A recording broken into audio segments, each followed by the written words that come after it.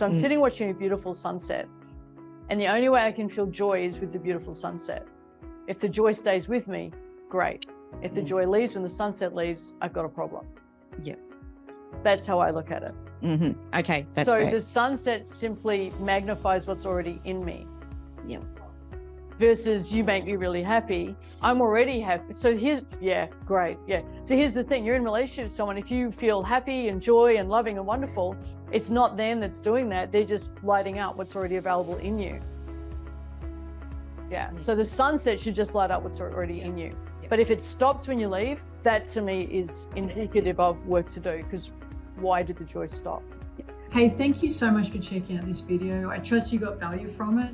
And I really appreciate and love your absolute commitment to learn and grow. It really suits you. We've got lots more videos like this around here for you to check out. So hope you enjoyed those. Please let us know if you like them. That would be great.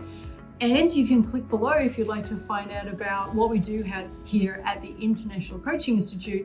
We teach people to be phenomenal human beings, to be all they can be and live their dreams. Hope we get to meet soon.